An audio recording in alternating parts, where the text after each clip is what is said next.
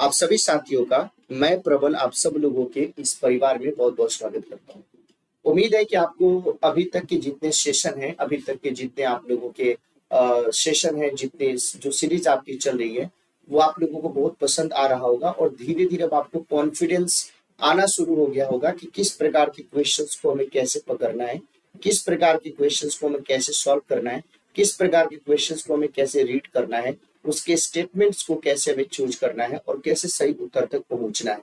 और लगभग सारे सब्जेक्ट में अगर आप लोगों ने इस रास्ते को पकड़ लिया, अगर आपने इस रूट को पकड़ लिया, तो आप किसी भी पेपर के सवाल को आप बहुत आसानी से सही कर सकते हैं, आपको पता तक नहीं चलेगा। लेकिन ये रूट आपको पकड़ना पड़ेगा। अगर इस रूट को आप नहीं पकड़ोगे तो परेशानी हमेशा जीवन भर होगी। और मैं चाहता हूं कि एक बार रास्ता, एक बार जो तरीका जो है आपको पता लग जाए, जिसके माध्यम से हम लोग क्या करते हैं भाई, अपने सवाल को सही करते हैं। तो आज हम सब लोग यूपीएससी प्रीलिम्स 2021 में जो पॉलिटी के क्वेश्चंस आपके पूछे गए थे, उन सभी पॉलिटी के क्वेश्चंस को आज देखने की कोशिश करेंगे कि कौन कौन से सवाल थे और आप कितना सॉल्व कर सकते हैं और मैं आपको कितना सिखा सकता हूँ। पहला सवाल आप लोगों के सामने है, देखिए क्या सवाल पूछा है। पहला सवाल ये पूछ रहा है कि 26 जनवरी 1950 को भारत की जो वास्तविक संवैधानिक स्थिति थी वो किस प्रकार की थी। तो देखिए, आप सब लोगों को ये पता है कि जब अपने संविधान के बारे में बात करते हैं तो 9 दिसंबर 1946 को पहले मीटिंग, 11 दिसंबर 1946 को दूसरी मीटिंग, 13 दिसंबर 1946 को ऑब्जेक्टिव रिजोल्यूशन हमारे नेहरू जी के द्वारा आपके संविधान सभा के समक्ष आपके क्या किया गया, पेश किया गया। आपने बोला कि ठीक है, और इस तरीके से 2 साल 11 महीने 18 दिन लगा करके हमने अपना संविधान बना लिया 26 नवंबर 1949 को। लेकिन 26 जनवरी के साथ एक जो हमारा आपका इमोशनल कनेक्शन था, उस इमोशनल कनेक्शन के कारण हमने अपने संविधान को 26 नवंबर 1949 को न लागू करके हमने अपने देश को, अपनी जनता को, अपने लोगों को 26 जनवरी 1950 को संविधान को समर्पित किया। अब सवाल ये पूछ रहा है कि 26 जनवरी 1950 को भारत की जो वास्तविक संवैधानिक स्थिति थी वो किस प्रकार की थी। क्या भारत एक लोकतंत्रात्मक गणराज्य था? बिल्कुल था। भारत एक संपूर्ण प्रभुत्व संपन्न लोकतंत्रात्मक गणराज्य था। इसका मतलब कि ये तो है, लेकिन इससे ज्यादा सही ये लग रहा है, इससे ज्यादा ये सही लग रहा है। फिर बोला है कि संपूर्ण प्रभुत्व संपन्न पंथ निरपेक्ष। ये जो पंथ निरपेक्ष शब्द है वो आपके 1950 में नहीं, बल्कि ये पंथ निरपेक्ष जो शब्द है वो 1976 में, जो 42nd कॉन्स्टिट्यूशनल अमेंडमेंट 1976 है, उसके थ्रू आपको ऐड किया गया था। तो 1950 की स्थिति के अनुसार पंथ निरपेक्ष शब्द की चर्चा कहीं पे नहीं है, समाजवादी शब्द की चर्चा कहीं पे नहीं है, पंथ निरपेक्ष शब्द की चर्चा नहीं है। तो सीधे तौर पे आपको ये बात ध्यान रखने की जरूरत है कि 26 जनवरी 1950 की स्थिति के अनुसार 26 जनवरी 1950 की स्थिति के अनुसार जो भारत था वो संपूर्ण प्रभुत्व संपन्न लोकतंत्रात्मक गणराज्य था। संपूर्ण प्रभुत्व संपन्न लोकतंत्रात्मक गणराज्य था। तो इसका सही आंसर क्या हो जाएगा? बी हो जाएगा। नेक्स्ट क्वेश्चन देखिए, संवैधानिक सरकार का आशय क्या होता है? कॉन्स्टिट्यूशनल गवर्नमेंट का मतलब क्या होता है? अगर आपसे सवाल पूछा जाए कि संवैधानिक सरकार का आशय क्या होता है, संवैधानिक सरकार का मतलब क्या होता है, तो आपसे क्या पूछा, मतलब क्या आपको लगता है कि इसका सही आंसर क्या हो जाएगा? आप इसको बताओगे। तो संवैधानिक सरकार के बारे में बात करें तो ये बोल रहा है, पहला statement, constitutional government means a representative government of a nation with federal structure, यानी किसी राष्ट्र की परिसंघीय संरचना वाली एक प्रतिनिधि सरकार। भाई, तो प्रतिनिधि सरकार जब हो गई तो फिर वो कॉन्स्टिट्यूशनल गवर्नमेंट कैसे होगा, इसके बारे में आपको ध्यान रखने की जरूरत है। फिर एक कॉन्स्टिट्यूशनल गवर्नमेंट कैसे होगा? फिर दूसरा बोले कि कोई सरकार जिसके प्रमुख के पास नाम मात्र की शक्तियां हैं, नाम मात्र की शक्ति है। तो जब नाम मात्र की शक्ति है तो इसका मतलब है कि भाई सरकार का प्रमुख है, और सरकार के प्रमुख के पास ही जब नाम मात्र की शक्ति है तो सरकार का प्रमुख करेगा क्या, वो सरकार करेगी क्या? इसका मतलब क्या है कि ये जो दूसरा वाला बात है कि प्रमुख के पास नाम मात्र की शक्ति, गलत स्टेटमेंट है। तीसरा, कोई सरकार जिसके प्रमुख के पास वास्तविक शक्ति है, इसके बारे में देखो, वास्तविक शक्ति है लेकिन उसके ऊपर कोई रेस्ट्रिक्शंस नहीं है, उसके ऊपर कोई कानून का, कोई विधि का, कोई लॉ का कोई रेस्ट्रिक्शंस नहीं है, लेकिन उसके पास पावर है, तो इसका मतलब क्या है कि उसको किसी बात की डर नहीं होगी, वो जिस तरीके से मन करेगा उस तरीके से उन बातों को फॉलो करके चलेगा। तो इसका मतलब क्या है कि ये वाला स्टेटमेंट भी गलत है। तो भाई संवैधानिक सरकार का मतलब क्या होता है कि वो सरकार, कोई सरकार जो संविधान की सीमाओं से परिबद्ध है। जब वर्ड यूज कर दिया कॉन्स्टिट्यूशनल, जब शब्द यूज कर दिया कॉन्स्टिट्यूशनल, और आप संविधान से इतर जाके काम करेंगे, तो फिर संविधान का मतलब क्या होता है? फिर संवैधानिक सरकार का मतलब क्या होता है? तो संवैधानिक सरकार का मतलब क्या होता है कि कोई सरकार जो संविधान की सीमाओं के अंदर रह करके किसी राष्ट्र के मौलिक सिद्धांतों का मूल दस्तावेज होता है संविधान, जिसके द्वारा राज्यों में सरकार का जो स्वरूप है वो निर्धारित किया जाता है। तो भारत में भी जब देखोगे तो संवैधानिक सरकार है, तो ये कोई सरकार जो संविधान की सीमाओं से परिबद्ध हो, तो उसको हम लोग बोलेंगे संवैधानिक सरकार। तो आंसर क्या हो जाएगा? डी हो जाएगा। भारत के संदर्भ में निम्नलिखित कथनों पर विचार कीजिए। भारत के संदर्भ में निम्नलिखित कथनों पर विचार कीजिए और बताइए। ये पहला स्टेटमेंट क्या बोला है? बिल्कुल आसान आसान से क्वेश्चन, और हमें लगता है कि आप लोगों से बिल्कुल गलत नहीं हो सकता है। तो भारत के संदर्भ में निम्नलिखित नागरिकता के बारे में, जब हम नागरिकता के बारे में बात करते हैं तो आप सब लोगों को ये बात पता है कि जब भारतीय संविधान को जब आप पढ़ते हैं तो भारतीय संविधान के पार्ट 3 में, पार्ट 2 में, सॉरी पार्ट 3 में फंडामेंटल राइट है, पार्ट 2 में अनुच्छेद 5 से लेकर के 11 तक पूरी की पूरी जो चर्चा है वो किसके ऊपर करी गई है? नागरिकता के ऊपर करी गई है। जब हमारे यहाँ पे नागरिकता के बारे में बात करें तो हमारे यहाँ पे किस तरीके की नागरिकता? Single citizenship. और ये कॉन्सेप्ट हमने लिया कहां से है? तो ये कॉन्सेप्ट हमने यूके से लिया है कि भारत के ही केवल आप नागरिक हो। जिस दिन आपने भारत की नागरिकता रहते हुए किसी और देश की नागरिकता ली, उसी दिन से, उसी समय से, उसी सेकंड ऑटोमेटिकली स्वतः आपकी नागरिकता क्या हो जाएगी? समाप्त हो जाएगी। तो बोले कि भारत में केवल एक ही नागरिकता और एक ही अधिवास है। तो ये बिल्कुल सही बात है भाई, भारत में केवल एक ही नागरिकता है और एक ही अधिवास है। अब दूसरा स्टेटमेंट, जो व्यक्ति जन्म से नागरिक हो केवल वही राष्ट्राध्यक्ष बन सकता है, गलत बात है भाई। ये राष्ट्राध्यक्ष बनने के लिए कहीं पे भी शर्त की बात नहीं करी गई है कि जन्म से ही नागरिक हो, बल्कि वहां पे सीधे तौर पे बोला गया है कि अगर भारत का कोई भी राजनीतिक पद आप हासिल करना चाहते हैं, आप वोट लेना चाहते हैं या वोट देना चाहते हैं, तो आप भारत के नागरिक होने चाहिए।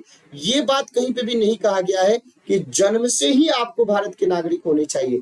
आप सब लोगों को पता है कि सिटीजनशिप अमेंडमेंट एक्ट 1955 जो है उसके अंतर्गत 5 प्रकार की शर्तें आपकी बताई गई हैं, और इसके माध्यम से क्या कर सकते हैं भाई? तो इसके माध्यम से आप नागरिकता ले सकते हैं अगर भारत के नागरिक आप नहीं है तो दूसरा वाला स्टेटमेंट बिल्कुल गलत बोला है। तीसरा स्टेटमेंट कि जिस विदेशी को एक बार नागरिकता दे दी गई है, किसी भी परिस्थिति में उसे इससे वंचित नहीं किया जा सकता। बिल्कुल किया जा सकता है, बिल्कुल किया जा सकता है। ऐसा कहीं पे भी नहीं बताया गया है कि नहीं किया जा सकता है। भारत की संसद इसके लिए जिम्मेवार है, और वो बिल्कुल इस तरीके के रूल बना करके या कुछ ऐसा हरकत करते हैं जो हमारे देश के खिलाफ में है, तो बिल्कुल किया जाएगा। या आपने भारत की नागरिकता ली और फिर किसी दूसरे देश की नागरिकता ली, तो उस दिन भी आपकी नागरिकता खत्म हो जाएगी। तो दूसरा और तीसरा स्टेटमेंट जो है वो गलत था, केवल पहला स्टेटमेंट सही है। तो इस तरीके से करेक्ट आंसर के तौर पर क्या दिखाई देता है? ए दिखाई देता है।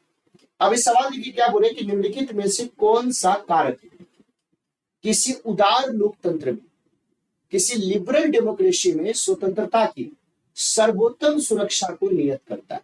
Which one of the following factors constitutes the best safeguard of liberty in a liberal democracy? In a liberal democracy, कितना प्यारा सवाल आपसे पूछा गया है। अगर आप इसको ध्यान से पढ़ोगे तो आंसर आप बताओगे। तो बोले कि कौन सा वो फैक्टर है जो किसी लिबरल डेमोक्रेसी में, जो लिबर्टी है, जो स्वतंत्रता है, उसकी सर्वोत्तम सुरक्षा को क्या करता है भाई? उसकी सर्वोत्तम सुरक्षा को क्या कर देता है? नियत कर देता है। तो निम्नलिखित में से कौन सा फैक्टर है, कौन सा कारक है जो किसी उदार लोकतंत्र में, जो किसी लिबरल डेमोक्रेसी में स्वतंत्रता की सर्वोत्तम सुरक्षा को नियत करता है? तो एक प्रतिबद्ध न्यायपालिका? बिल्कुल नहीं। ये ठीक है, जुडिशरी एक स्ट्रॉन्ग होनी चाहिए, मजबूत होनी चाहिए, लेकिन डेमोक्रेसी में जब हम बात करते हैं तो डेमोक्रेसी कब होगा? जब पावर का डिसेंट्रलाइजेशन होगा, जब पावर का डिसेंट्रलाइजेशन होगा। ठीक है, कितनी भी प्रतिबद्ध आपकी न्यायपालिका रहे, लेकिन पावर का डिसेंट्रलाइजेशन नहीं होगा। जब पावर को सेंट्रलाइज कर दिया जाएगा तो फिर वो डेमोक्रेसी ऑटोक्रेसी में चेंज हो जाएगी, वो फिर लोकतंत्र राजतंत्र में, फिर लोकतंत्र आपके तानाशाही में आपकी चेंज हो जाएगी। वो समय नहीं लगता है, पता नहीं चलता है। दूसरा बोले शक्तियों का केंद्रीकरण। अरे भाई, डेमोक्रेसी की सबसे बड़ी बात होती है कि आपकी शक्तियों का केंद्रीकरण नहीं कर सकते हैं। हमारे कॉन्स्टिट्यूशन में फेडरलिज्म शब्द की चर्चा कहीं पे नहीं करी गई है, लेकिन तब भी हमारा कॉन्स्टिट्यूशन एक फेडरल स्ट्रक्चर वाला कॉन्स्टिट्यूशन है। फेडरलिज्म के तत्व हमारी कॉन्स्टिट्यूशन में आपको दिखाई देते हैं। तो दूसरा वाला भी गलत है, पहला वाला भी गलत है। तीसरा वाला जो बोले कि निर्वाचित सरकार, निर्वाचित सरकार, तो देखो ये जितने भी है ना, आप इसको देख के गलत नहीं काट सकते हो। ये बोले कि अगर हम यहाँ पे सर्वोत्तम शब्द का प्रयोग नहीं किए होते, अगर हम सर्वोत्तम शब्द का प्रयोग नहीं किए होते, तो ये वाला भी स्टेटमेंट सही है, ये वाला भी स्टेटमेंट सही है, ये वाला भी स्टेटमेंट सही है, ऊपर के सारे स्टेटमेंट सही है। लेकिन यहाँ पे जो एक वर्ड यूज कर दिया, एक शब्द प्रयोग कर दिया है, एक शब्द जो प्रयोग कर दिया, उस शब्द क्या है, सर्वोत्तम। यानी इन चारों विकल्पों में सबसे मजबूत जो है वो कौन से है? तो डिसेंट्रलाइजेशन के लिए क्या करना पड़ेगा? तो डिसेंट्रलाइजेशन के लिए पावर का सेपरेशन करना पड़ेगा। तो separation of power between centre state आप जब करिएगा और नीचे ग्राम पंचायत शहरी निकाय तक पहुंच जाइएगा, तो इसका मतलब क्या है कि लोकतंत्र में स्वतंत्रता की सर्वोत्तम सुरक्षा को आप नियत कर सकते हैं। तो इस तरीके से आपको ध्यान रखने की जरूरत है। अब आप सब लोगों को पता है कि जब हम अपने इंडियन डेमोक्रेसी की बात करते हैं, तो हमारे इंडियन डेमोक्रेसी में जो आपके लोकतंत्र के तीनों अंग है, चाहे हम आपके लेजिस्लेचर की बात करें, चाहे एग्जीक्यूटिव की बात करें, चाहे जुडिशरी की बात करें, इन तीनों के बीच में क्या किया गया है? तो इन तीनों के बीच में सेपरेशन ऑफ पावर, शक्तियों का पृथक्करण किया गया है। और यही जो सेपरेशन ऑफ पावर है, वो किसी लिबरल डेमोक्रेसी की सबसे महत्वपूर्ण, स्वतंत्रता के एक महत्वपूर्ण पहलू के रूप में, एस्पेक्ट के रूप में दिखाई देता है। बात समझ गए आप सब लोग? तो ये बात ध्यान रखने की जरूरत है। तो इसमें देखने में आपको सब आंसर सही लग रहा था, लेकिन सब आंसर सही नहीं होगा। क्यों नहीं होगा? तो ये बात भी मैंने आपको बता दिया। तो उसके पीछे कारण क्या है? तो उसके पीछे कारण है कि पूछा है कि सबसे मजबूत आपका कौन सा है, तो आंसर क्या हो जाएगा भाई? डी हो जाएगा भाई। भारतीय संविधान के अंतर्गत धन का केंद्रीकरण किसका उल्लंघन करता है? भारतीय संविधान के अंतर्गत धन का केंद्रीकरण किसका उल्लंघन करता है? धन का केंद्रीकरण क्या समता के अधिकार का उल्लंघन करता है? नहीं। स्वतंत्र का अधिकार का उल्लंघन करता है? और कल्याण की अवधारणा? बिल्कुल नहीं। ये डीपीएसपी का उल्लंघन करता है। क्यों? क्योंकि राज्य के नीति निदेशक, आप सब लोगों को पता है कि जो 39C है, वो ये बताता है, आर्टिकल 39C को जब आप पढ़ोगे, जो संविधान के भाग 4 में आपको दिया गया है डीपीएसपी, जिसकी अवधारणा हमने आयरलैंड से आपके लिया है, जिसकी अवधारणा हमने आयरलैंड से लिया है। तो आयरलैंड से जो आप डीपीएसपी जो आपने लिया है, उसमें आर्टिकल 39C को जब आप देखिएगा, तो उसमें बताया गया है कि राज्य अपने नीति को यह सुनिश्चित करने की दिशा में निर्देशित करेगा कि आर्थिक प्रणाली के अंदर जो इकोनॉमिक आपका इकोसिस्टम है, उसके प्रणाली के संचालन के परिणाम स्वरूप धन और उत्पादन के साधनों का जो अहितकारी संकेंद्रण ना हो। यानी कहने का मतलब क्या है कि धन का जो आपके सेंट्रलाइजेशन है वो ना हो। लेकिन अब आप क्या करोगे? आप इसमें सोचोगे नहीं। कल्याण और चलो सी और डी तो आप नहीं मारोगे, इतना हमें पता है। कहीं और पढ़ते तो शायद आप लोग मार देते, लेकिन जो भी बच्चे इस सेशन को, इस सीरीज को लगातार ले रहे हैं, ये तो बिल्कुल नहीं मारेंगे। लेकिन आप फंसोगे कहाँ पे? अब समता के अधिकार में। अब आपको क्या है कि भाई article 14 to 80 right to equality की बात करता है, और आप यहाँ पे बोले कि धन का केंद्रीकरण किसका उल्लंघन करता है? तो डीपीएसपी का। तो ये राइट टू इक्वलिटी का उल्लंघन करना चाहिए। तो राइट टू इक्वलिटी में नहीं, बल्कि आर्टिकल 39C जो है, जो हमारे संविधान के डीपीएसपी भाग 4 अनुच्छेद 36 से 51 के अंतर्गत आता है, उसमें यह बात किया गया है कि राज्य की नीति का ये है दायित्व बनता है, सुनिश्चित करने की दिशा में निर्देशित करेगा कि भाई कहीं पे भी धन का संकेंद्रण ना हो, और वो भी गलत तरीके से, अहितकारी संकेंद्रण ना हो। इस बात को आपको ध्यान रखने की जरूरत है। नेक्स्ट सवाल देखिए भाई, बोले कि भारत में संपत्ति के अधिकार की क्या स्थिति है? भारत में संपत्ति के अधिकार की क्या स्थिति है? तो देख रहे हैं, सवाल देखने में ऐसा लग रहा है कि इसका आंसर ये होगा, लेकिन जब सवाल को सही तरीके से आप सुन रहे हैं, सवाल को सही तरीके से देख रहे हैं, तब आपको पता चल रहा है कि इसका सही उत्तर क्या होगा। भारत में संपत्ति के अधिकार की क्या स्थिति है? What is the position of the right to property in India? Bharat में संपत्ति के अधिकार के बारे में बात करें तो भारत में संपत्ति का अधिकार क्या है? ये बोले कि यह एक विधिक अधिकार है। ये तो बात ठीक है, संपत्ति का अधिकार एक विधिक अधिकार है, इसमें कोई दिक्कत की बात नहीं है। आप सब लोगों को याद होगा कि एक अमेंडमेंट था हमारा 44th अमेंडमेंट 1978, 44th अमेंडमेंट 1978।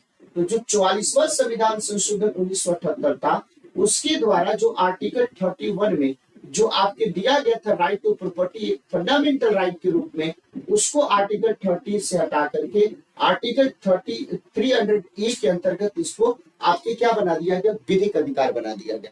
इसका मतलब है कि एक विधिक अधिकार यानी लीगल राइट बना दिया गया। तो ये सवाल बोले कि ये मूल अधिकार है, तो ये बिल्कुल सरासर गलत है भाई, ये सरासर गलत है। ये बोले कि न तो मूल अधिकार है न ही विधिक अधिकार है, ये तो और ज्यादा गलत है भाई। अब बचाइए कि ये विधिक अधिकार है, पहला वाले स्टेटमेंट के हाथ में देखते हैं तो ये ठीक दिखाई देता है। फिर पहले वाले स्टेटमेंट क्या बोले कि जो केवल नागरिकों को प्राप्त है, तो बोले ऐसा कुछ नहीं है। ये जो राइट टू प्रॉपर्टी है वो केवल नागरिकों को नहीं, वो किसी भी व्यक्ति को प्राप्त है। इसीलिए तो संपत्ति के अधिकार को फंडामेंटल राइट से हटाया गया, क्योंकि फंडामेंटल में रहेगा तो केवल नागरिकों को प्राप्त है। इस तरीके की व्यवस्था अब किसी को भी, ये किसी भी व्यक्ति को जो भारत में रह रहा है उसको ये अधिकार प्राप्त है आर्टिकल 300A के थ्रू। क्योंकि अब जो आपका राइट टू प्रॉपर्टी है वो अब एक आपकी कॉन्स्टिट्यूशनल राइट तो है, एक लीगल राइट तो है, लेकिन अब एक फंडामेंटल राइट नहीं है। तो इस तरीके से भारत में जब हम संपत्ति के अधिकार के बारे में बात करें तो ये किस तरीके का राइट हो जाएगा, तो ये एक लीगल राइट के तौर पर आप इसको देख सकते हैं। और इसके बारे में तो भाग 12 के अंतर्गत आर्टिकल 300A में इस तरीके की व्यवस्था आप देख सकते हैं।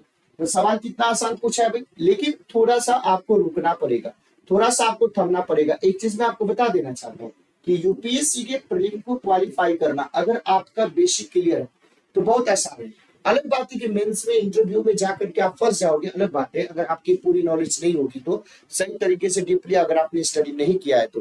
लेकिन प्रीलिम्स निकालना बहुत आसान है, क्योंकि प्रीलिम्स को आप केवल और केवल मतलब अपने जो क्या बोलते हैं दिमाग है उसको सही तरीके से सही डायरेक्शन में लगा करके आप उसको करेक्ट कर सकते हैं, लेकिन उसके लिए लगाना पड़ेगा। ऐसा नहीं कि मतलब आसानी से हो जाएगा। ये बोले कि legislation which confers on the executive or administrative authority and unguided and uncontrolled discretionary power in the matter of application of law violates which one of the following articles of the Constitution of India।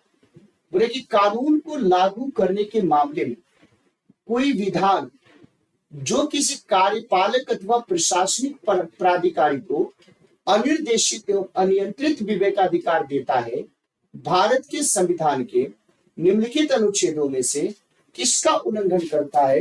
ये सवाल आपसे पूछा गया है और बिल्कुल बहुत अच्छे तरीके से सवाल आपसे पूछा गया है और आपको ये बात पता है भाई। तो इसके माध्यम से जो बात मैंने बताई वो कौन से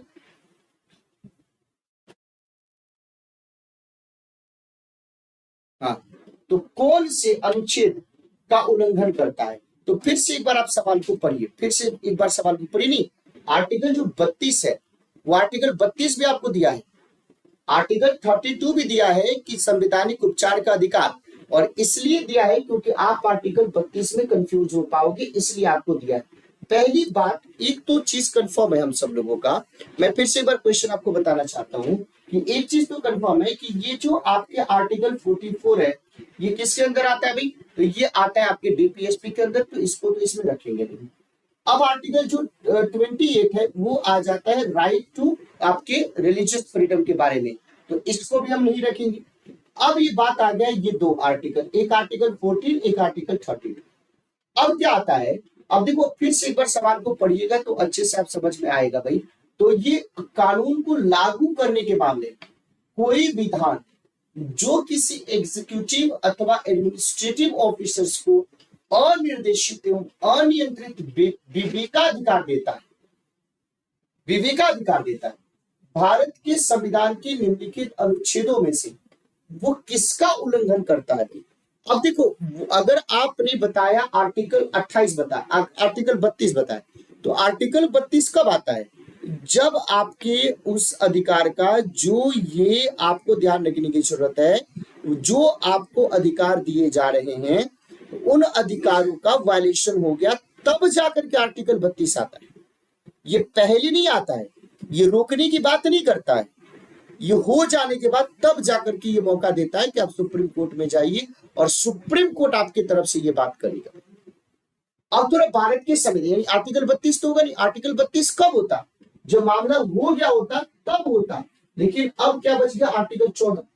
लेकिन मैं ऐसे नहीं बोलूंगा कि आप आर्टिकल 14 को मान ही लीजिए, आप इस बात को सुनिए और आप इस बात को समझिए और देखिए कि जो संविधान का अनुच्छेद 14 है, जो इंडियन कॉन्स्टिट्यूशन का जो आर्टिकल 14 है, वो क्या कहता है। तो देखिए, राज्य किसी भी व्यक्ति को विधि के समक्ष, मैंने क्या बोला कि equal before the law and equal protection of law, यानी कानून के समक्ष समानता और कानून का समान संरक्षण, equal protection and equal before the law, ये दोनों बातें आपको कही गई है।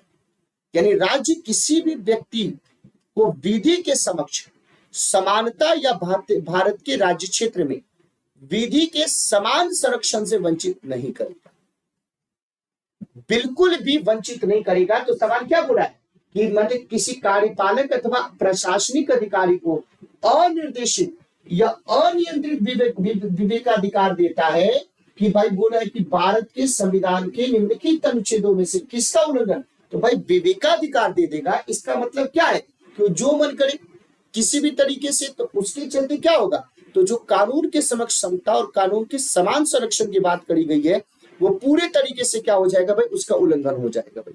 और यही तो उल्लंघन नहीं करना है, तो ये कौन से आर्टिकल को इसने ना चाहते भी वायलेट कर दिया, तो आर्टिकल 14 को इसने वायलेट कर दिया। तो हमें लगता है कि आपको ये पूरी बात समझ में आ गई होगी, हमें लगता है कि पूरी बात आपको अच्छे से समझ में आ गई होगी। समझ में आ गया आप सब लोगों को। तो ये आर्टिकल, तो मैंने क्या बताया कि आर्टिकल 44 का तो कोई तुक ही नहीं बनता है ना आर्टिकल 44 का तो क्यों नहीं बनता है, क्योंकि आर्टिकल 44 में समान नागरिक संहिता यूसीसी की बात उसमें करा जा रहा है, तो उससे इसका कोई लेना देना नहीं। जो 32 आर्टिकल है, अनुच्छेद 32 संवैधानिक उपचार का अधिकार, अगर वायलेशन हो गया, ये बोले कि रोकेगा, और वो क्या बोले कि हो जाने के बाद उसके ऊपर कार्रवाई की बात करेगा, तो सुप्रीम कोर्ट या जो हाई कोर्ट है 5 प्रकार के रीट को जारी करेगा। आर्टिकल 28 का, ये जो आपका मतलब रिलीजियस फ्रीडम से रिलेटेड है, तो उसका तो कोई लेना देना नहीं है। तो आर्टिकल 14 को जब आप पढ़ोगे, तो आर्टिकल 14 में ये बात कहा गया है कि आप विधि के समक्ष समान और विधि के समान संरक्षण की बात यहाँ पे कर रहे हैं। तो इसके बारे में आपको ध्यान रखने की जरूरत है। तो कितना प्यारा क्वेश्चन था, तो देखने में आसान था, और इसको सारे लोग लगभग गलत बना करके आए थे, और आप लोग मत गलत करना, बाकी और कोई गलत करे तो कोई मतलब नहीं है। भारतीय राज्य व्यवस्था में निम्नलिखित में से कौन सी अनिवार्य विशेषता है जो ये दर्शाती है कि उसका स्वरूप आपके संघीय है।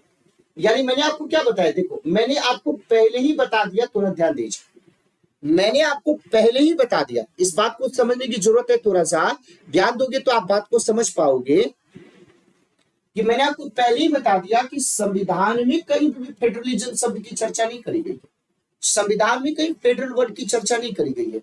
लेकिन मैंने आपको बोला कि संविधान में बहुत सारे ऐसे तत्वों की चर्चा नहीं करी गई, जैसे एग्जाम्पल के तौर पे जब हम बार बार महाभियोग शब्द बोलते हैं, इम्पीचमेंट वर्ड बोलते हैं, तो इस महाभियोग या इम्पीचमेंट शब्द की भी चर्चा हमारी कॉन्स्टिट्यूशन में कहीं पर नहीं करी गई है। लेकिन हम धर्मनिरपेक्ष शब्द की भी चर्चा नहीं करी गई है, लेकिन हम पूरे तरीके से पंथनिरपेक्ष की जगह पे धर्मनिरपेक्ष शब्द का प्रयोग करते हैं। Removal of the process of the removal of the president of India की जगह पे हम इम्पीचमेंट ऑफ प्रेसिडेंट की बात करते हैं। उसी तरीके से फेडरलिज्म की बात तो करी नहीं गई, लेकिन फेडरलिज्म का जो एलिमेंट होता है वो प्रेजेंस आपका दिखाई देता है हमारी कॉन्स्टिट्यूशन में। तो सवाल ये बोल रहा है कि भाई क्या, तो ये सवाल बोले कि भारतीय राज्य व्यवस्था में निम्नलिखित में से कौन सी वो अनिवार्य व्यवस्था है जो ये दर्शाती है कि उसका स्वरूप क्या है, संघीय है। Which one of the following in Indian polity is an essential feature that indicates that it is federal in character? न्यायपालिका की स्वतंत्रता सुरक्षित है, तो फेडरलिज्म में न्यायपालिका की स्वतंत्रता सुरक्षित है, तो इसके बारे में आपको ध्यान रखने की जरूरत है। बात समझ गए आप सब लोग, सुनो अच्छे से, तब जाकर के आपको पता चलेगा। बोले कि संघ की विधायिका में संगठक इकाइयों के निर्वाचित प्रतिनिधि, केंद्रीय मंत्रिमंडल में क्षेत्रीय पार्टियों के निर्वाचित प्रतिनिधि होते हैं। मूल अधिकार न्यायालयों के द्वारा परिवर्तनीय होता है और न्यायपालिका की स्वतंत्रता आपकी सुरक्षित होती है। तो फेडरलिज्म में क्या होता है, तो फेडरलिज्म को जब आप देखोगे, आप संघीय ढांचा को देखोगे, तो संघीय ढांचा में क्या दिखाई देगा, तो अभी मैंने आपको बताया, तो फेडरलिज्म न्यायपालिका की स्वतंत्रता सुरक्षित है। इसका मतलब सीधे तौर पर यहाँ पे सेपरेशन ऑफ पावर की बात कर रहा है। तो जो तीन हमारे पास एग्जीक्यूटिव है, जुडिशरी है और लेजिस्लेचर है, तो तीनों के बीच में सेपरेशन की बात, और इसमें जुडिशरी को क्या कर दिया है, पूरे तरीके से इंडिपेंडेंट और आपके क्या कर दिया है, इंटीग्रेटेड कर दिया है। तो जब हम अपने संघीय स्वरूप को देखते हैं, तो संघीय स्वरूप में separation of power between judiciary, executive and legislature को देख सकते हैं। तो पहला स्टेटमेंट क्या बोले कि न्यायपालिका की स्वतंत्रता सुरक्षित है, इसका सही आंसर क्या हो जाएगा। अब देखो तो दूसरा, संघ के विधायिका में संगठन इकाइयों के निर्वाचित प्रतिनिधि, इससे कोई मतलब नहीं होता भाई। सीधे तौर पे फेडरलिज्म में क्या होता है, आपकी सेपरेशन ऑफ पावर की बात करी जाती है, सेपरेशन ऑफ पावर की बात करी जाती है। केंद्रीय मंत्रिमंडल में क्षेत्रीय पार्टियों के निर्वाचित प्रतिनिधि, रिप्रेजेंटेशन की बात नहीं, सेपरेशन ऑफ पावर की बात आपको करी जाती है, रिप्रेजेंटेशन की नहीं, सेपरेशन ऑफ पावर की बात करी जाती है। मूल अधिकार न्यायालयों के द्वारा परिवर्तनीय होता है। ये सेंटेंस सही है, ये सेंटेंस सही है, ये सेंटेंस सही है, ये तीनों के तीनों सेंटेंस आपके सही है, इसमें कोई भी गलती नहीं है। लेकिन इस क्वेश्चन का आंसर ये नहीं है। ये क्वेश्चन पूछा, इस क्वेश्चन का आंसर आपको चाहिए, तो इसका आंसर क्या होगा, तो जो फेडरलिज्म जो एलिमेंट है उस तत्व को बताएगा, उसकी विशेषता को, उसकी कैरेक्टरिस्टिक को रिप्रेजेंट करेगा, वो आपके सही आंसर होगा। तो ये अलग अलग स्टेटमेंट के तौर पे बी सी डी सही थे, लेकिन क्वेश्चन के डिमांड के अकॉर्डिंग ये सही नहीं थे। तो क्वेश्चन की डिमांड के अकॉर्डिंग क्या सही है, तो जब जुडिशरी, लेजिस्लेचर और आपके क्या बोलते हैं कि एग्जीक्यूटिव की बात करते हैं, तो उसमें सेपरेशन ऑफ पावर और उसमें जुडिशरी को इंडिपेंडेंट और इंटीग्रेटेड के बात। तो फिर से मैं स्टेटमेंट आपको दोहराना चाहता हूं कि स्टेटमेंट बी सी डी तीनों सही है, लेकिन आंसर सही है ए, क्योंकि क्वेश्चन का आंसर आपका होता है, स्टेटमेंट तो कुछ भी हो सकता है। तो इसके बारे में आपको ध्यान रखने की जरूरत है।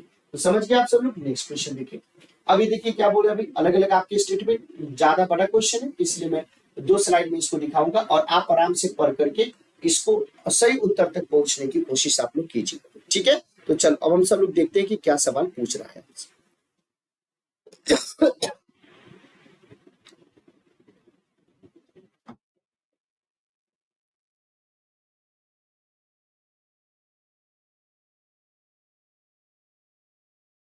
अब सवाल हम लोग देखते हैं कि क्या आपसे क्वेश्चन आपसे पूछ रहा है, ठीक है भाई। अब इसको ध्यान से देखिएगा आपसे।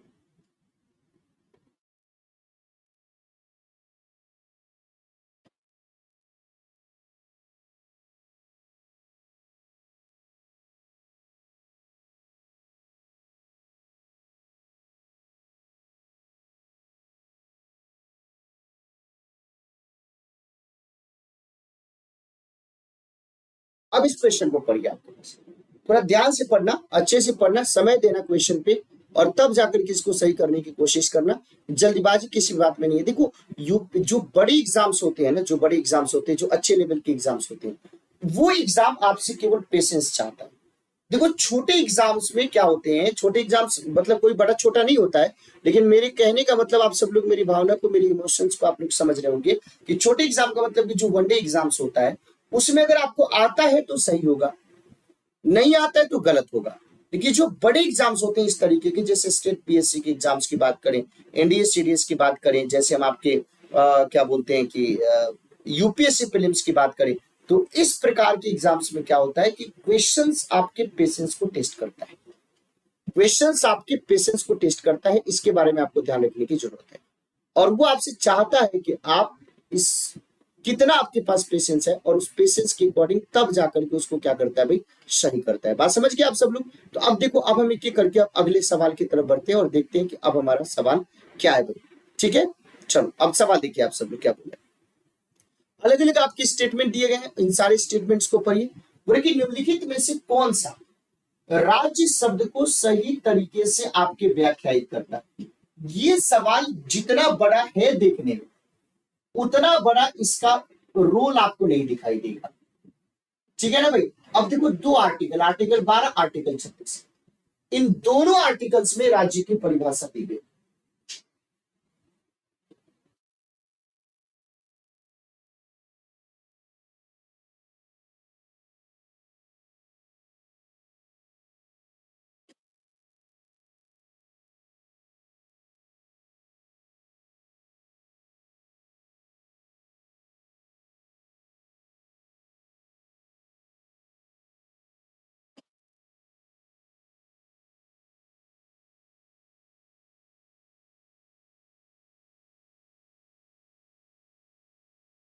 बात समझ गए? तो इन दोनों को जब आप देखिएगा तो ये देखो आर्टिकल में, दोनों आर्टिकल में जब आप देखिएगा, आर्टिकल 12 में देखो या आर्टिकल 36 में देखो, इसमें अभी सवाल में कि कौन सा राज्य शब्द को सबसे सही तरीके से एक्सप्लेन करता है, सबसे सही तरीके से एक्सप्लेन करता है। अब एक चीज मैं आपको बताना चाहता हूं, अब एक चीज आप समझिएगा, बहुत सही शब्द है कि अब चलो राज्य शब्द, अब एक एक करके हम ऑप्शन को डिकोड करते हैं। तो बोले कि राज्य शब्द को, तो बोले कि इसमें स्टेट, स्टेट में एस आपका क्या भी कैपिटल है, अगर छोटा वाला एस होता तो आप इस बात को समझ जाते, कहीं भी कोई दिक्कत की बात नहीं। तो बोले कि community of persons permanently occupying a definite territory independent of external control and possessing an organized government।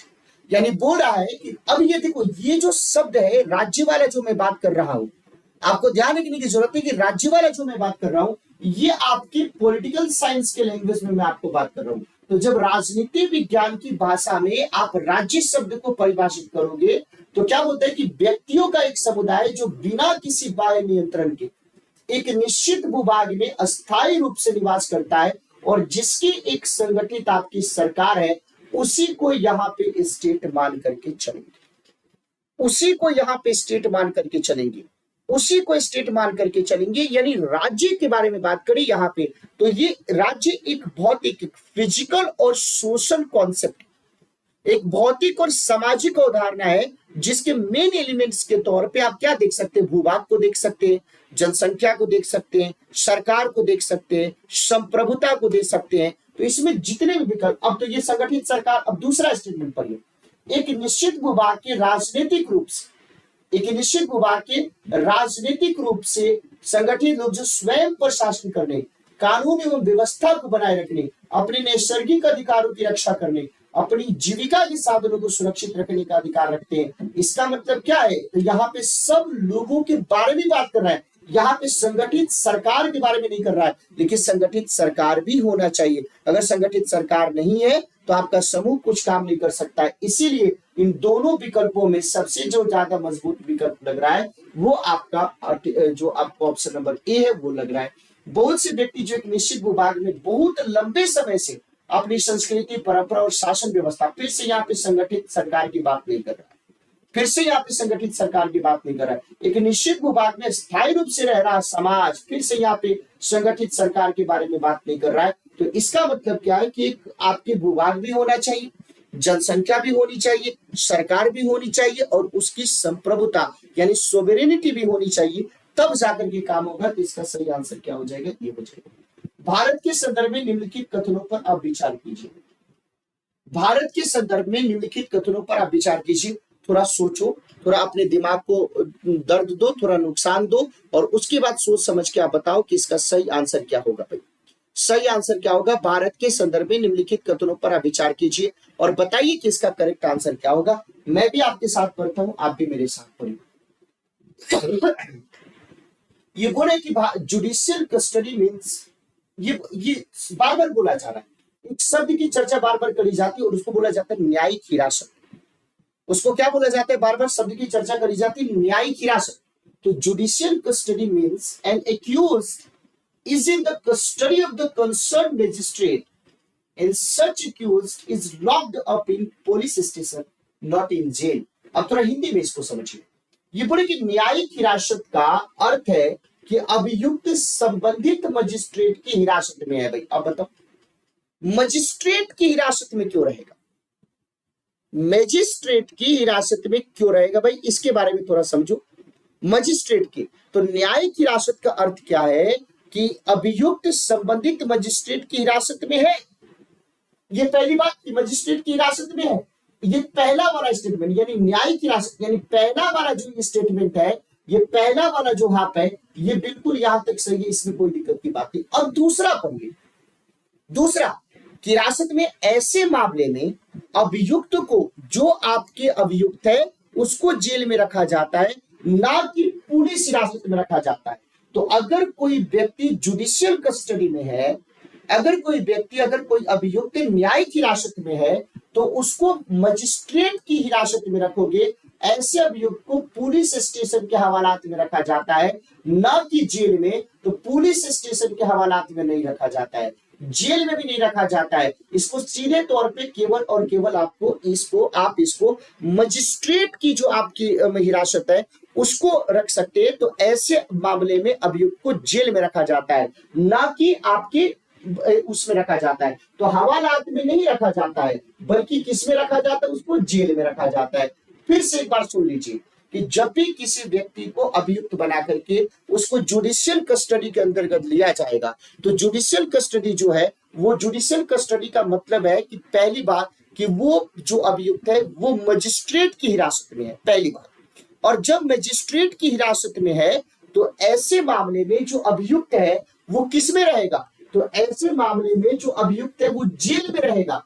आप उसको पुलिस स्टेशन के हवालात में नहीं रख सकते हैं। तो पुलिस स्टेशन के हवालात में क्यों नहीं रख सकते हैं, क्योंकि ये आपकी जुडिशियल कस्टडी में वो आपके मजिस्ट्रेट की हिरासत में आपको समझा जाता है, इसलिए आप नहीं रख सकते। इसके बारे में आपको ध्यान रखने की जरूरत है। ये पहला स्टेटमेंट। तो पहला जो स्टेटमेंट था उसका पहला वाला हाफ ठीक था, लेकिन जो दूसरा वाला स्टेटमेंट, जो दूसरा वाला लाइन था वो गलत था। फिर तीसरा वाला जो स्टेटमेंट था वो क्या था भाई आपका, ये इस दूसरा वाला गलत था, फिर तीसरा वाला क्या था भाई आपके सही था। इसके बारे में अब देखिए, न्यायिक हिरासत के दौरान मामले के प्रभारी पुलिस अधिकारी, मामले के प्रभारी। अब देखो भाई, अब जो मजिस्ट्रेट है वो किसी न किसी के हवाले तो ये काम करेगा, किसी न किसी के हवाले तो ये काम करेगा। अब उसने क्या कर दिया, एक पुलिस को उसका प्रभारी बना, न्यायालय की अनुमति के बिना। अब चूंकि ये मामला मजिस्ट्रेट का है और मजिस्ट्रेट की हिरासत में है, तो न्यायालय के ऑर्डर के बिना संदिग्ध व्यक्ति से बिल्कुल भी वो पुलिस पदाधिकारी पूछताछ नहीं कर सकता है। तो जो दूसरा वाला स्टेटमेंट है वो सही है भाई। तो इस तरीके से इसका सही आंसर क्या हो जाएगा, बी हो जाएगा। तो आप मेरी बातों को समझ पाए मैंने क्या बताया। तो जब व्यक्ति जुडिशियल स्टडी में आ जाते हैं तो जुडिशियल स्टडी में 3 बातें हैं, आप ध्यान रखिएगा। जुडिशियल स्टडी में बात नंबर 1 है कि जो अभियुक्त जिसको आपने गिरफ्तार किया है वो संबंधित मजिस्ट्रेट की हिरासत में है, पहली बात। वो पुलिस हिरासत में नहीं है, पहली बात। दूसरी बात, ऐसे मामले में अभियुक्त को जेल में रखा जाता है, दूसरी बात। तीसरी बात कि उसको पुलिस कस्टडी में नहीं रखा जाता है, उसको पुलिस कस्टडी में नहीं रखा जाता है। और मान लीजिए कि मजिस्ट्रेट की हिरासत में जुडिशियल कस्टडी के अंतर्गत है और उस मजिस्ट्रेट ने आपके किसी पुलिस अधिकारी को उसका प्रभारी बनाया है, तो वो पुलिस अधिकारी या वो प्रभारी न्यायालय की अनुमति के बिना, without the permission of court, वो बिल्कुल भी उस व्यक्ति से कोई भी पूछताछ नहीं कर सकता है। ये सवाल देखिए, भारत के संदर्भ में निम्नलिखित कथनों पर विचार कीजिए और बताइए कि भारत के संदर्भ में निम्नलिखित कथनों पर विचार कीजिए क्या कह रहा है। भारत के संदर्भ में निम्नलिखित कथनों पर विचार कीजिए, ये क्या कह रहा है। अगर आपसे सवाल पूछा जाए तो इसका सही आंसर क्या हो जाएगा, एक बार आप हमें बता दीजिए। भारत के संदर्भ में निम्नलिखित कथनों पर विचार कीजिए। और ये बहुत ही मतलब इतनी ज्यादा फेमस ये सब वर्ड्स हैं कि ये इसी से रिलेटेड, जो दिन रात आप सब लोग और हम सब लोग सुनते रहते हैं, उसी से रिलेटेड आपके पेपर में सवाल पूछा जाता है। तो इसके बारे में अब देखो, मैंने किसके बारे में बताया, तो अब शब्द की चर्चा करी वो कौन था भी, जुडिशियल कस्टडी। कौन से शब्द की चर्चा मैंने करी भी, जुडिशियल कस्टडी की मैंने चर्चा करी। अब एक नया शब्द है और उसको बार बार आप लोग सुनते होंगे, पैरोल। कौन से शब्द के बारे में सुनते होंगे भाई, पैरोल के शब्द। तो सबसे पहले मैं आपको बता रहा हूं कि पैरोल का मतलब क्या होता है, पैरोल का अर्थ क्या होता है, पैरोल का अर्थ समझिए। तो पैरोल किसको दिया जाता है, हमको और आपको नहीं, किसको दिया जाएगा, जो जेल में सजा काट रहा है, जो अपराधी जेल में सजा काट रहा है और उसकी सजा अवधि पूरी नहीं हुई है, उसका पूरा का पूरा जो पनिशमेंट पीरियड है वो पूरा नहीं हुआ है, लेकिन उससे पहले वो अस्थायी रूप से उसको मुक्त कर दिया जाता है। तो अब सवाल ये हो रहा है कि जो पैरोल है, एक होता है पैरोल और दूसरा होता है फरलो। ये दोनों के दोनों जो आपके कानून है, ये दोनों के दोनों ये जो व्यवस्था है वो जेल अधिनियम 1894। कौन सा अधिनियम भाई, तो जेल अधिनियम 1894 के अधीन ये आपके सृजित ये कानून है। तो ये बोल रहे कि जब एक कैदी पर्याप्त आधार प्रस्तुत करता है तो ऐसे कैदी को पैरोल मना नहीं किया जा सकता, क्योंकि वो उसके अधिकार का मामला बन जाते हैं। बिल्कुल गलत बात है, बिल्कुल गलत बात है। आप कितना भी मजबूत आधार पर उत्पन्न कर दीजिए, प्रस्तुत कर दीजिए, समक्ष में रख दीजिए, वो आपके पैरोल का आधार नहीं बनता। पैरोल एक विशेष परिस्थिति में आपको दिया जा सकता है। जैसे आप लालू यादव के केस में आपने सुना होगा, जैसे संजय दत्त के केस में आपने सुना होगा, जैसे आपके क्या बोलते हैं कि ये जो आनंद मोहन है, एक नेता अभी हाल फिलहाल में जो आपके बहुत ज्यादा चर्चित हुए, उनके बारे में आपने सुना होगा। तो भाई अपराधी है। अब जैसे मान लो कि आपको 40 साल की सजा सुनाई गई और आपके 40 साल के पहले आपके घर में कुछ ऐसी बातें हो गई और आपको वहां पे होना जरूरी है, और आपके व्यवहार को देखते हुए तो 5 दिन के लिए आपकी सजा पूर्ण होने से पहले 5 दिन के लिए, कभी 7 दिन के लिए इस तरीके से पैरोल पे हम भेज सकते हैं। ये पहली बात। आप आधार प्रस्तुत करो और इसलिए कि भाई मतलब और उसका फंडामेंटल राइट बन जाएगा, अधिकार का मामला बन जाएगा, वो उससे फर्क नहीं पड़ता। ही पहली बात।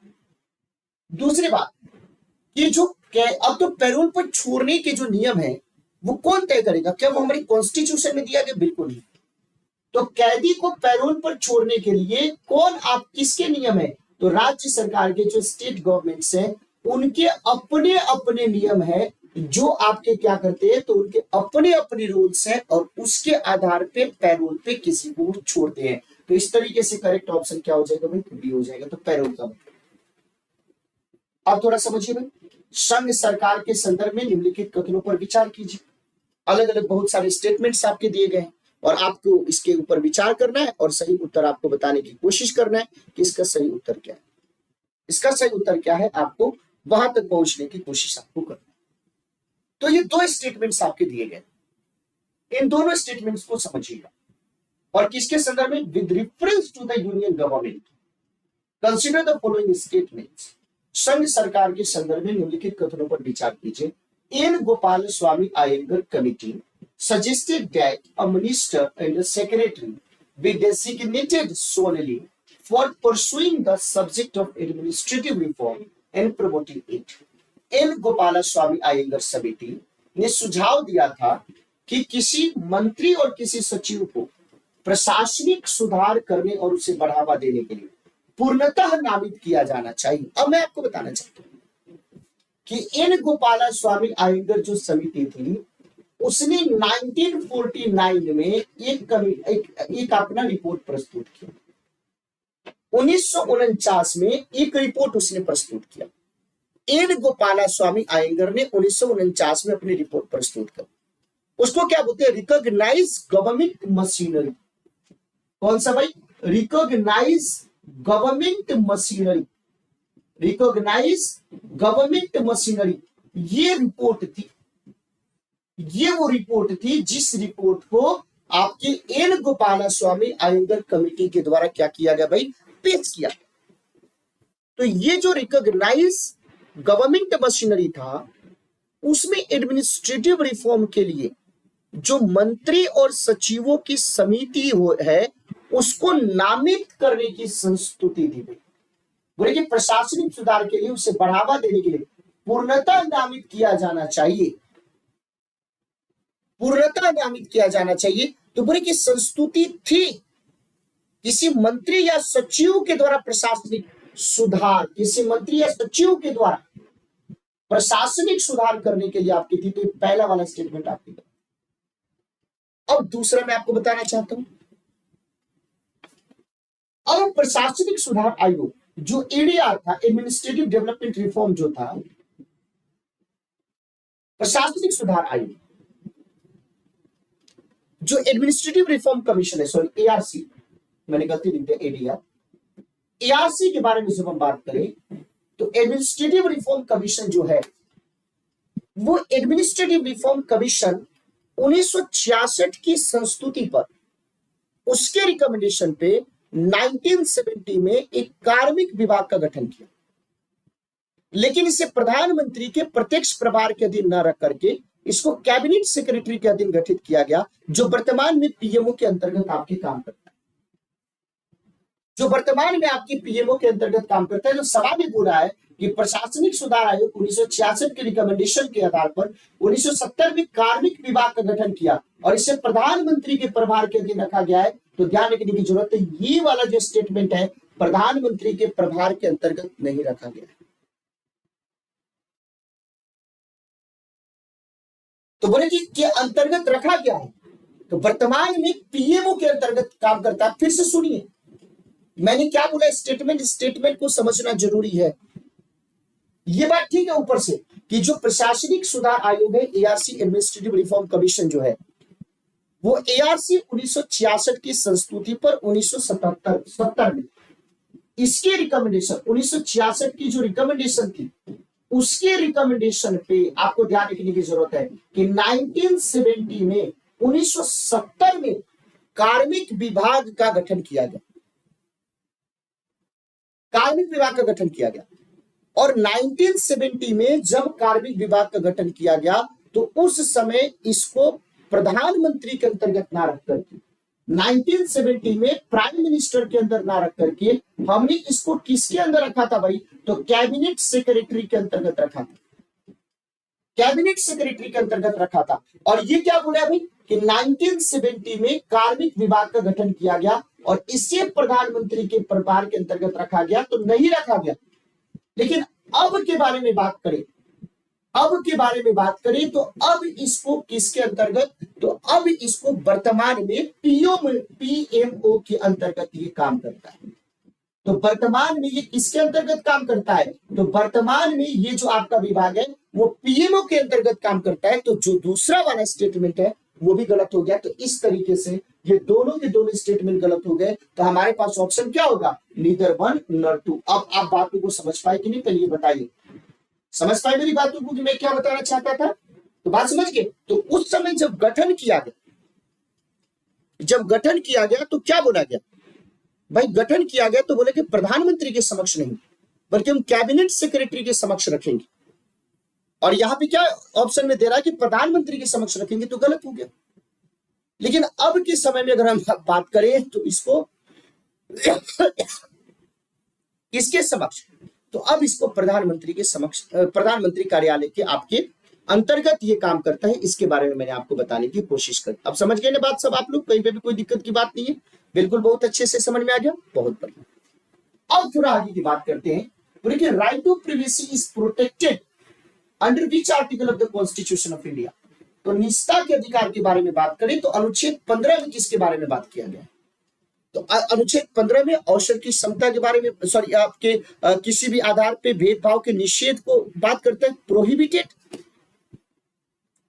किसी भी प्रकार की भेदभाव को आपको क्या करता है कि नहीं, भेदभाव नहीं होना चाहिए। आर्टिकल 19 में आपके राइट टू फ्रीडम के बारे में बात किया। आर्टिकल 21 जो है आपके, वो किसके बारे में, राइट टू प्रिवेसी के बारे में, अपने पसंदीदा जीवन साथी चुनने के अधिकार में, प्यार प्रेम मोहब्बत प्रेम प्यार विवाह सब चीज के बारे में बात करता है। और आर्टिकल जो 29 है वो किसके बारे में, तो आपकी संस्कृति और शिक्षा संबंधी अधिकार 29, 29 और 30 में बात करेंगे। अब थोड़ा इसको पढ़िए आप सब और बताने की कोशिश कीजिए कि क्या बोले। ये पहला स्टेटमेंट बोल रहा है कि भारत में ऐसा कोई कानून नहीं है जो प्रत्याशियों को किसी एक लोकसभा चुनाव में 3 निर्वाचन क्षेत्रों से चुनाव लड़ने से रोकता है। क्या ऐसा कोई हमारे पास नहीं है भाई? तो देखो एक चीज मैं आपको बताना चाहता हूं कि जनप्रतिनिधित्व अधिनियम 1951 जो आपकी धारा है, जनप्रतिनिधित्व अधिनियम 1951, अगर हम इसकी धारा 3 को देखेंगे, जनप्रतिनिधित्व अधिनियम 1951 की धारा 3 नहीं, धारा 33 को देखिए, धारा 33 में 3 लिख दिया।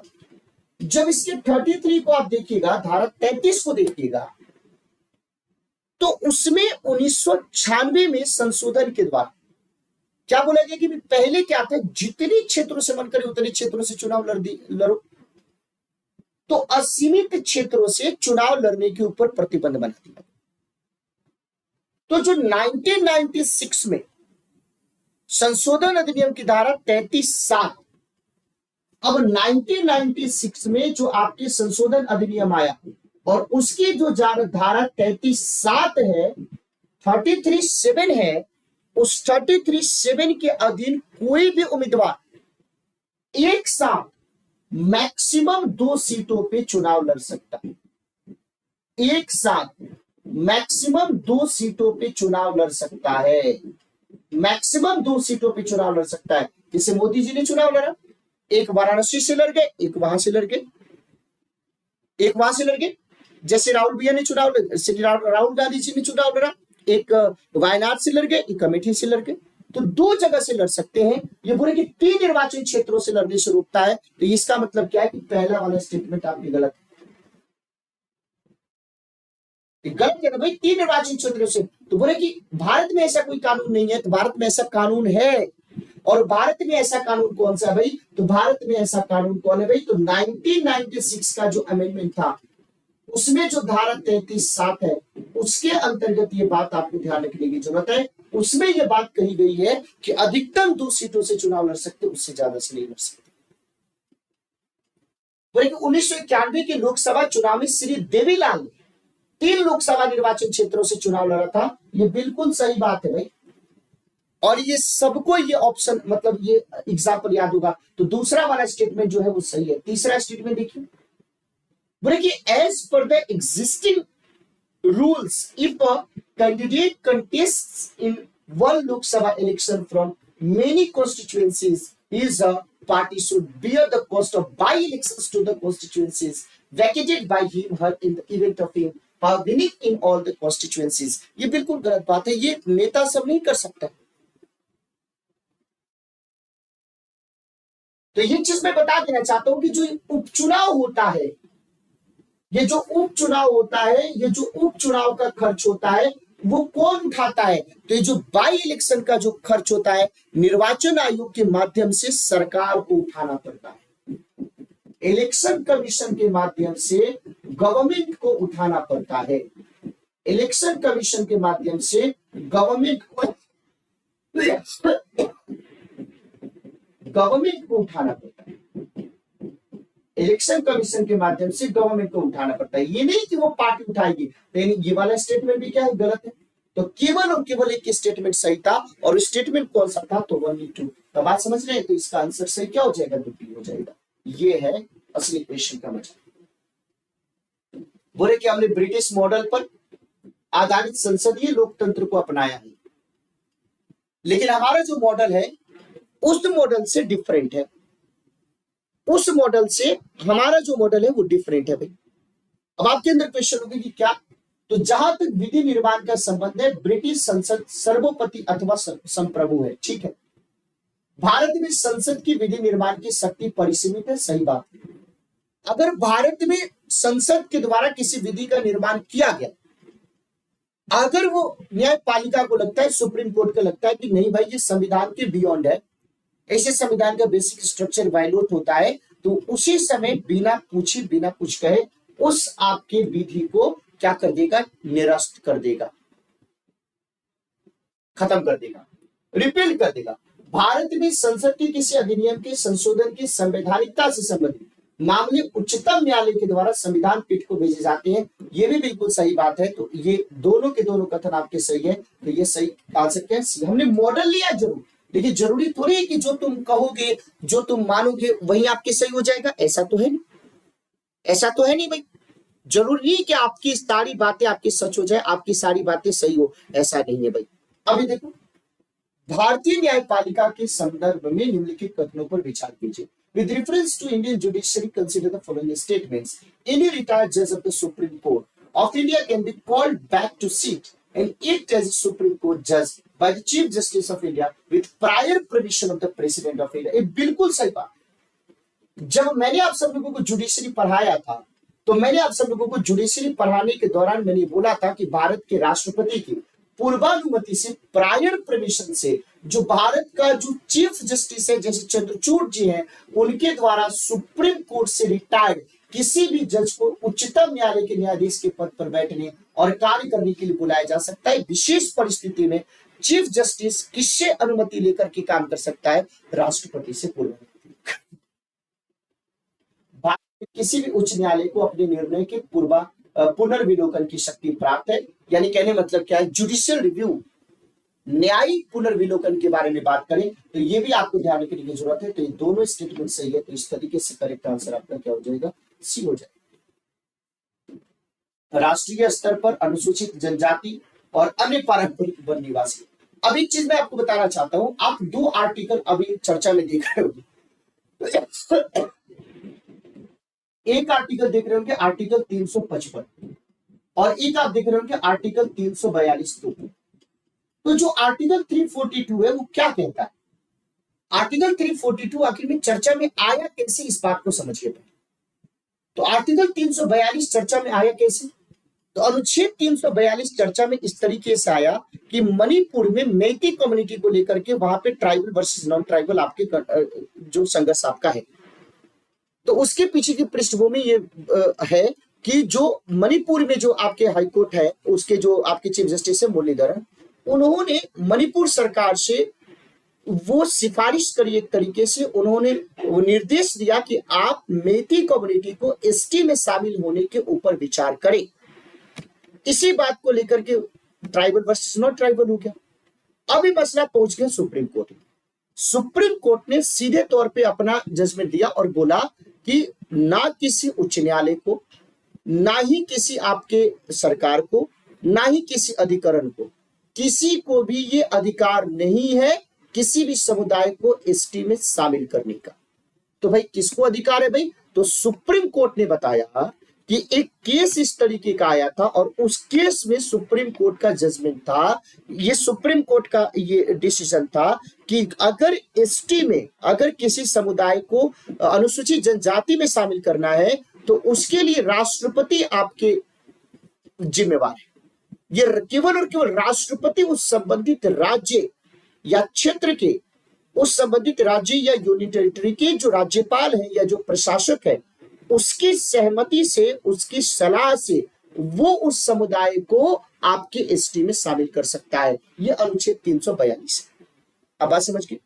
अब अनुच्छेद 355 क्या है, जब आर्टिकल 355 के बारे में बात करते हैं तो आपको पता है कि हमारे संविधान में अनुच्छेद 352 से लेकर के 360 की बात, ये इमरजेंसी से रिलेटेड। तो मणिपुर में भी इमरजेंसी जैसी हालत हो गई है, और किस आधार पे, इंटरनल डिस्टर्बेंस के आधार पे।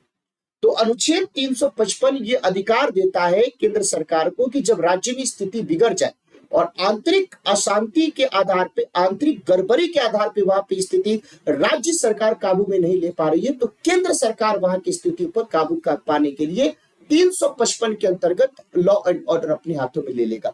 तो ये आर्टिकल 355 आपको यहाँ पे दिखाई देता है। तो ये बोले कि पहला बात, राष्ट्रीय स्तर पे अनुसूचित जनजाति, तो ये दोनों बातें मैंने आपको बताई, ये मणिपुर के कॉन्टेक्स्ट में आपको दिखाई देता है।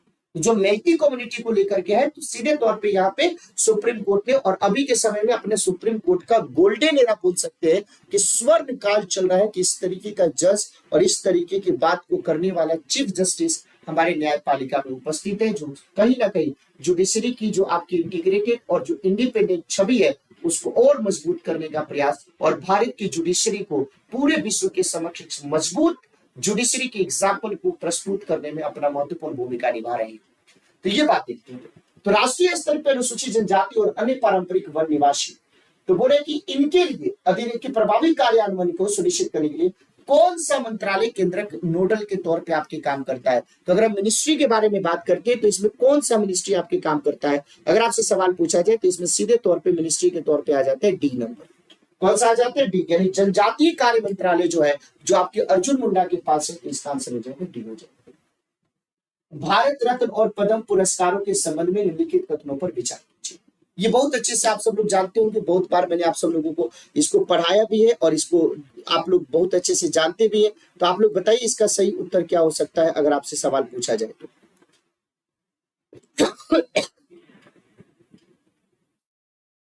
अगर इसके संदर्भ में सवाल पूछा जाए तो आपको क्या लगता है कि इसका करेक्ट आंसर क्या हो जाएगा।